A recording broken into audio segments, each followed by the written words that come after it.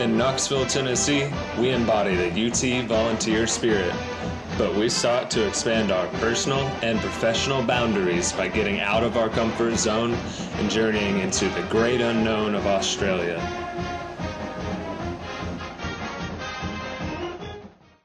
We were warmly welcomed at the University of the Sunshine Coast in Queensland, where we learned firsthand about Australian and Aboriginal culture. We were shown how to play a didgeridoo,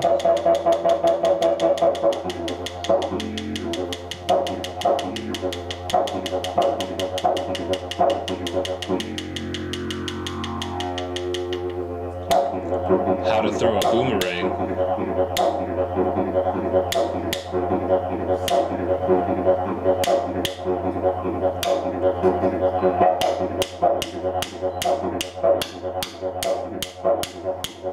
how to start a fire,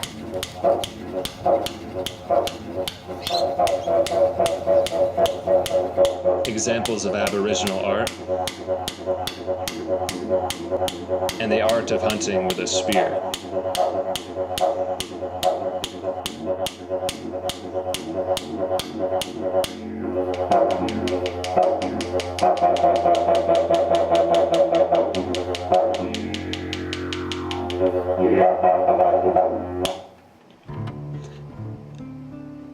Next, we traveled to the coastal town of Mooloolaba, where we enjoyed the surf and swells of the beautiful coral sea before visiting the Australian Zoo, home of the crocodile hunter, Steve Irwin.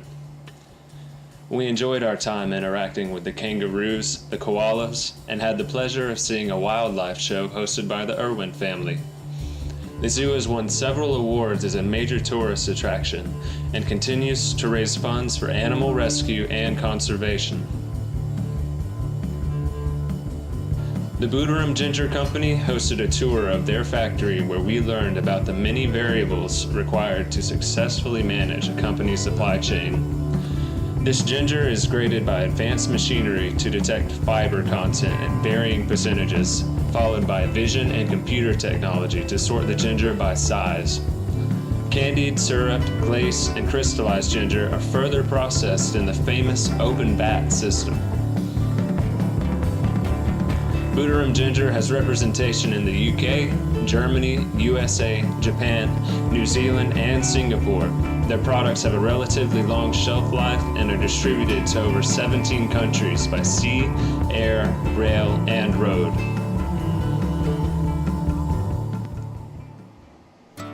The Port of Brisbane is Australia's fastest growing container port. How would you compare this port to other ports around the world? This is the only one of its kind using automated straddle carrier technology. It was pioneered by this company in the mid-90s, so I'd say it's technically very sophisticated, certainly the most sophisticated port in Australia. How do you plan on staying technologically advanced? Okay, we were first, so we're continuing to develop this. Nothing stands still, certainly technology doesn't, so we're continuing to refine the product. In our view, most ports of any great size will automate in the next decade. There's a lot to be said for practical experience in having used this technology now for a decade, so we think we will stay ahead of the pack. We're technically a well-organised company. At the Lion Nathan Brewing Company, we learned about distribution and beverage industry consumer behavioral trends in the Australasian business environment.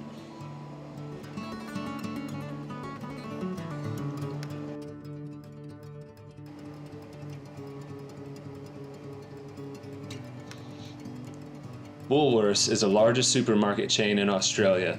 We had the opportunity to visit their regional distribution center in Brisbane to get a glimpse into how their supply chain functions.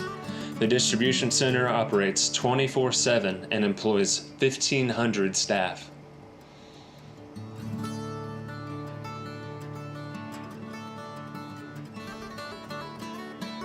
The one thing we constantly pride ourselves on is we're always chasing safety to get it a little bit better, to refine our process. We have a list of work instructions, so every procedure on site that has some sort of job role has an actual instruction specifically guided to be around safety, to ensure that at any point we're putting people in the right way, we're making sure they're safe, they're looked after, but we always challenge that as well. So every year we're going to come back and review those processes to see if there's any way we can refine it, tweak it, if there's any advances in technology or things we can do different like other sites may to try and get the best for it. We've got to the point now where safety isn't just something being told from the top, it's getting driven from the bottom, and it's very behaviour based, and everyone on site, not just myself saying do this, do that, everyone here wants safety to be number one. They pride themselves as a team looking after each other and making sure that when they come in through the door they're feeling fine, and when they walk out the door they're also feeling fine.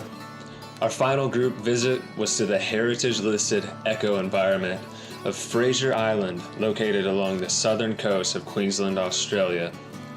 The world's largest sand island is home to dingoes and other local fauna. Evidence shows that Aboriginal Australians occupied Fraser Island at least 5,000 years ago.